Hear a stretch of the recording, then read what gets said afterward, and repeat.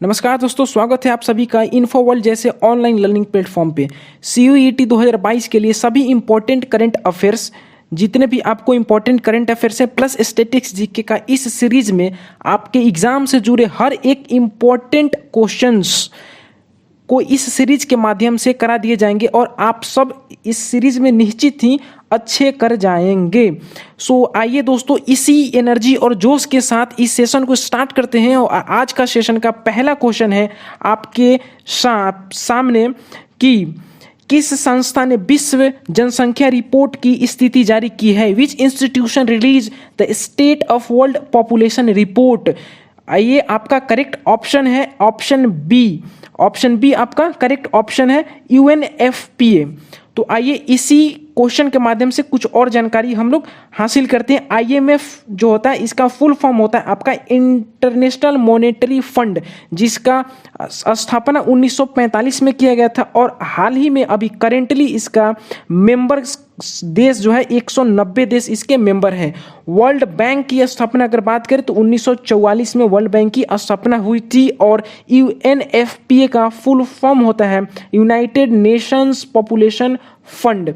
इतने चीजें हम लोगों ने इस क्वेश्चन के माध्यम से जाने। नेक्स्ट क्वेश्चन आपके पास है कि which place France has conduct 20 edition of bilateral naval exercise Varuna 2022।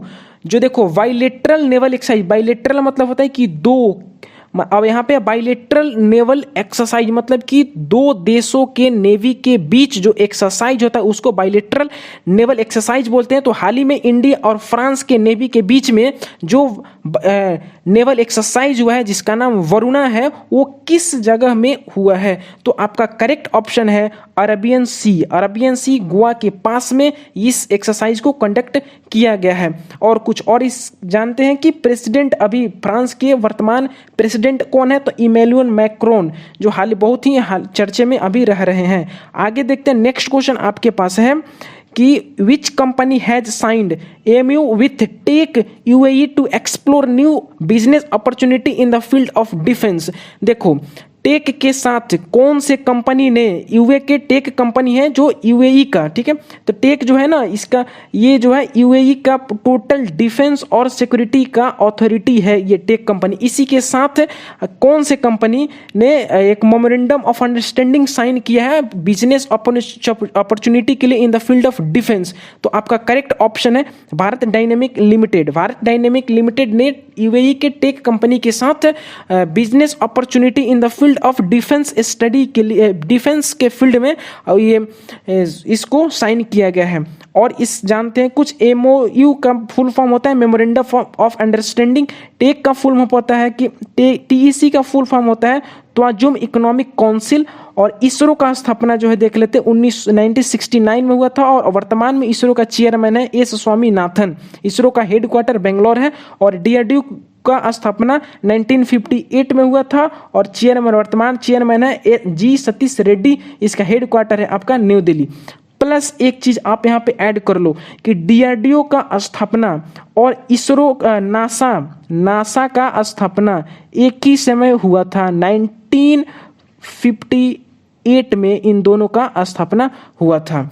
चलो नेक्स्ट क्वेश्चन देखते हैं। आपके पास है नेक्स्ट क्वेश्चन ये कि the famous living root bridge cultural landscape which state has been included on the intentive list of UNESCO World Heritage List? World heritage list में हाल ही में जो इसको ऐड किया गया लिविंग रूट ब्रिज, ये लैंड जो कल्चरल लैंडस्केप है वो किस राज्य में स्थित है? तो देखो, ये आपका राज्य में मेघालय में स्थित है। और ये जो है ना लिविंग ब्रिज रूट, आप यहाँ पे देख लो, ये जो है ना पेड़ों के रूट से बना हुआ ब्रिज को लिविंग रूट ब्रिज बोला जाता है और ये आपका मेघालय में स्थित है और हाल ही में इसको यूनेस्को वर्ल्ड हेरिटेज लिस्ट में इसको शामिल किया गया है।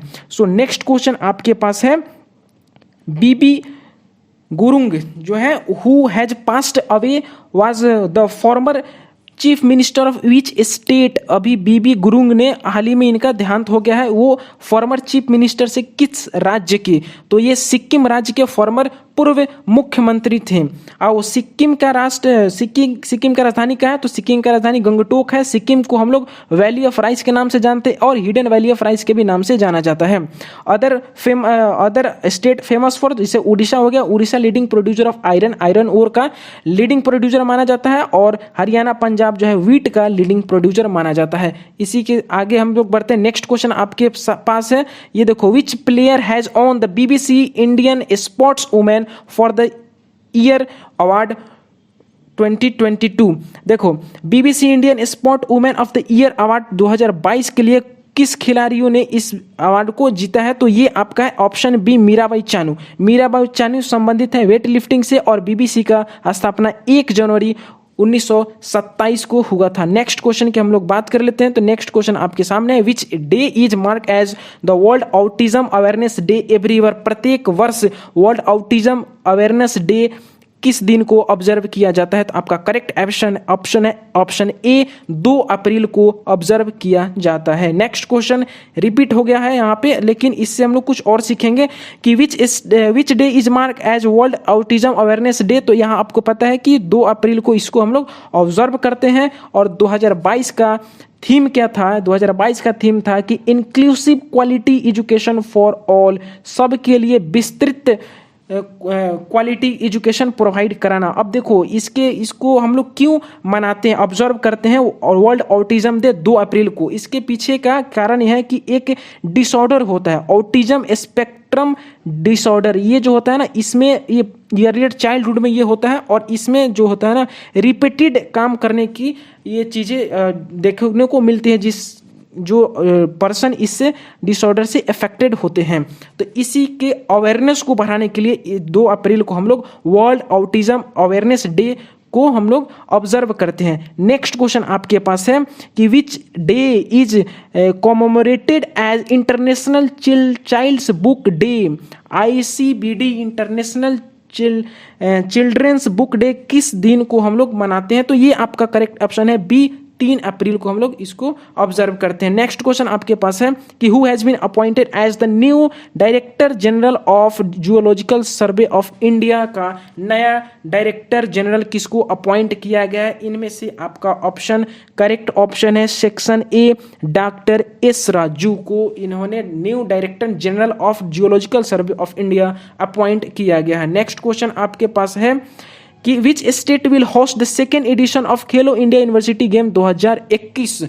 खेलो इंडिया गेम 2021 को कौन सा राज्य इसको होस्ट करने जा रहा है? तो करेक्ट ऑप्शन है आपका ऑप्शन ए है Karnataka, option B Orissa, option C Assam और ऑप्शन डी उत्तराखंड। इन सब में से करेक्ट ऑप्शन है ऑप्शन ए, कर्नाटक जो है second edition of Khelo India university game 2021 को होस्ट करने जा रहा है। खेलो इंडिया यूनिवर्सिटी गेम को स्टार्ट 2020 में किया गया था और इसके पीछे का कारण क्या है? देखो, खेलो इंडिया यूनिवर्सिटी गेम में हम लोग क्या करते हैं कि 18 से 25 साल के ईयर के प्लेयर्स को आइडेंटिफाई करते हैं और उसको ट्रेन करते हैं ओलंपिक और एशियन गेम के लिए। इसके पीछे, इस खेल का पीछे का कारण यही है। नेक्स्ट क्वेश्चन की हम लोग बात कर लेते हैं।